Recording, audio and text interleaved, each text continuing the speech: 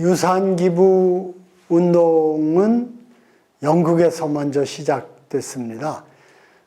그것이 또 활성화돼서 지금처럼 영국의 기부금품 모집 총액의 30% 이상이 유산기부로 이루어지는 것은 요 최근 20년, 그러니까 21세기 들어섭니다.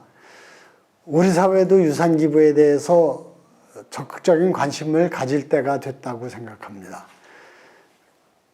가난한 농촌에서 농부의 아들로 태어나서 학교도 제대로 못 가고 공장에서 점포에서 또는 부유한 집에 가정 일을 돌보는 일을 하면서 열심히 돈을 모은 분들이 이제 늙고 죽어가고 있습니다. 열심히 일해서 작든 크든 깨끗한 재산을 모은 분들이 다수를 이루고 있는 거죠.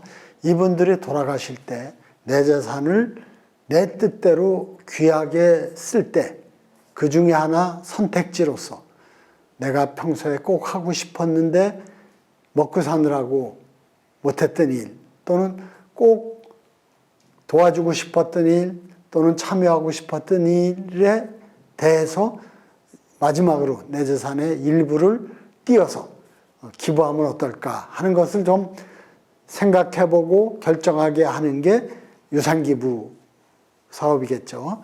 그런 점에서 우리는 지금이야말로 이렇게 열심히 일해서 재산을 축적한 세대가 이제 시니어들이 되고 세상을 떠나가는 이 시점에 유산기부에 대한 새로운 문화를 만들기 위한 노력은 정말 아주 절실하고 적절한 노력이라고 생각을 합니다. 그 유산기부 운동을 하려다 보니까 참 현실적으로 우리 사회에는 이게 난감한 일이구나, 난망한 일이구나 하는 생각을 하게 돼요. 그 이유가 뭐냐면 우리나라에서 유언장을 아무도 안 씁니다. 유언장을 써야 재산에 어떤 거를 자녀에게 어떻게 나눠주고 이런 걸 하고 그 중에 일부, 영국은 레가시 10이라고 10% 유산기부하기로 하고 또 영국 정부에서는 10% 이상 유산기부를 하면은 세금을 면제해줘서 촉진을 하고 있는데 어쨌든 유산기부를 하기 위해서는 유언장을 쓰고 거기에 내 재산의 10% 또는 5%는 내가 꼭 하고 싶었던 일, 그 미술 꿈나무, 음악 꿈나무, 체육 꿈나무를 육성하는 데 써달라. 도서관이나 박물관을 짓는 데 써달라. 이렇게 얘기를 해야 되는데 유언장을 안 쓰니까 유산기부의 뜻을 표시하고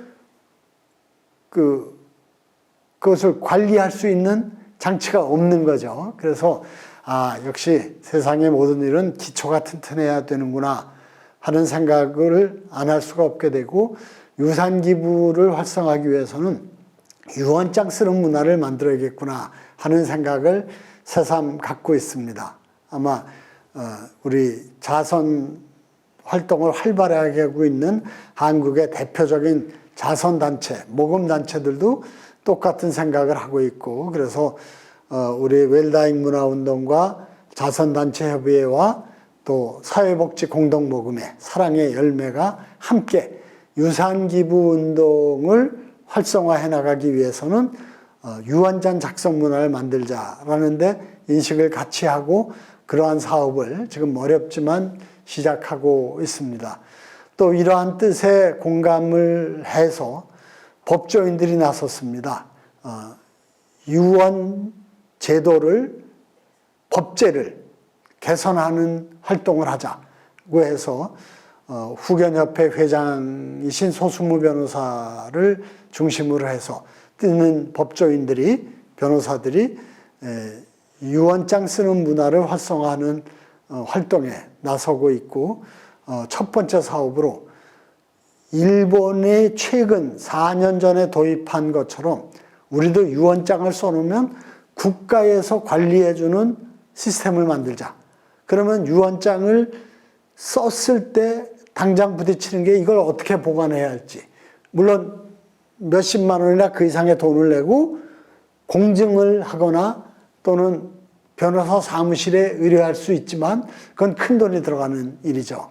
그러니까 유언장을 가볍게 쉽게 쓰는 문화가 참 필요한데 써가지고 이걸 어떻게 보관할지가 참 막막한 일이거든요. 그래서 그걸 일본처럼 보관하는 제도를 만들면 좋겠다 해서 금년 말에 김상희 의원실과 함께 유언 법제 개선 변호사 모임이 이제 유언장을 국가에서 관리해주는 제도를 도입하는 방안에 대해서 세미나를 준비하는 걸로 알고 있습니다. 이렇게 유언장을 쓰는데 그걸 쉽게 편하게 또 안심하고 할 수 있는 그런 여건을 잘 갖춰주는 게 유언장 문화 확산의 제일 첫 단계가 아닌가 그렇게 생각을 합니다.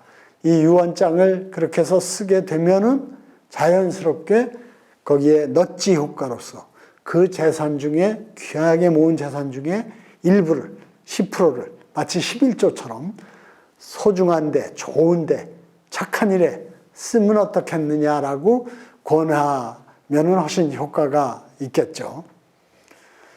그리고 또 이 유산 기부는 결심하기도 힘들겠지만 결심하고 유산 기부가 이루어질 때까지 굉장히 많은 시간과 과정과 또 생각의 변화가 수반되게 됩니다. 그래서 그야말로 토탈 케어, 아주 체계적이고 전면적이고 잘 짜여진 그 관리 체계가 필요하다고 생각을 합니다.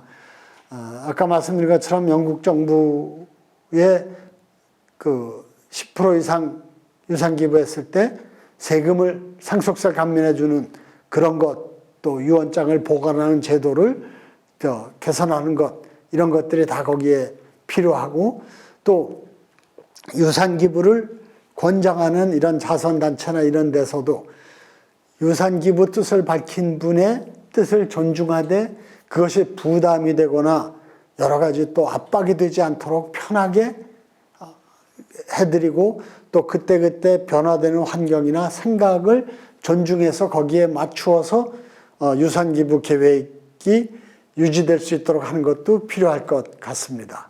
저는 그런 점에서 유언장 쓰는 것과 그에 따른 관련된 유산 기부의 결정도 너무 부담 갖지 말아라는 것을 먼저 강조하고 싶습니다.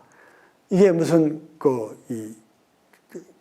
아주 바꿔서는 안 되는 결정이고 유언장을 한번 썼다 또는 유산 기부에 대한 결정을 했다.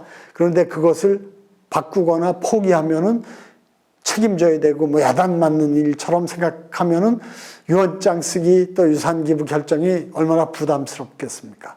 그런 점에서 쉽게 편하게 유언장도 써보고 유산 기부도 결정해보고 그것을 연말에 가서 또는 새해를 맞이해서 꺼내서 다시 한번 읽어보면서 꼭 이럴 필요가 있을까? 차라리 이렇게 하는 게 낫지 않을까? 생각이 바꾸면 찢어버리거나 고쳤으면 되는 것입니다. 그래서 저는 유산 기부 결정, 유언장 쓰는 결정이 결코 엄청나게 부담 가는, 반드시 한번 했으면 목숨을 걸고 정말 지켜야 하는 이런 엄청난 일이 아니라 현재 내 생각을 유산 기부에 또는 유언장 쓰는데 이렇게 반영을 하는 거니까 내 생각은 언제든지 바뀔 수가 있고 그런 점에서 편하게 한번 써보십시오. 편하게 유산 기부를 한번 검토해서 결정해 보십시오. 나중에 언제든지 바뀔 수도 있고 또 포기할 수도 있는 겁니다. 그건 뭐 전혀 책임지거나 탓할 일이 아닙니다. 이렇게 좀 쉽게 가볍게 접근할 수 있는 분위기를 만드는 게 유산기부 운동 활성화의 첫 단계가 아닌가 생각을 합니다. 그리고 유산기부를 했을 때 어디다 얼마를 할지 어떤 단계와 방식으로 할지 이런 거를 정해놔야 되겠죠. 그런데 생각이 바뀔 수가 있습니다. 그런 거를 유산기부를 결정한 분이 혼자서 생각을 결정하고 또 변경하고 하는 게 어려울 수도 있을 것 같아요. 그런 점에서 되면 유산 기부를 결심한 분에 대해서 세상 일을 많이 겪고 다양한 경험과 지식과 상식이 있는 분이 같이 상담을 해서 편하게 가장 효과적이고 바람직한 방안을 마련을 하고 또 그 뒤에 그 유산기부 결정하신 분이 생각이나 뭐 여러 가지 그 느낌이나 또는 판단 기준이 바뀌었을 때 거기에 맞추어서 같이 또 논의하고 변경하는 걸 도와주고 뭐 그렇게 하기 위해서 뭐가 필요한지 알아봐도 봐주고 이런 걸 하는 종합적인 유산기부 컨설턴트의 역할도 필요한 게 아닌가 생각을 합니다. 역시 그런 거는 젊은 사람보다는 나이 먹고 경험이 좀 많은 사람들, 저처럼 은퇴한 사람들이 중에서 좀 그러한 분들이 자원봉사로 나서서 그 유산기부라는 아주 뜻이 있는 귀한 결정을 한 분의 뜻이 끝까지 자기 마음에 맞게 또 편하게 원하는 대로 진행될 수 있도록 이렇게 상담하고 알아봐주고 조언해주는 그런 것도 유산기부 활성화에 필요한 일이 아닌가 생각을 해서 좀 유산기부 컨설턴트 자원봉사단 이런 걸 만들면 어떨까 지금 의논 중입니다.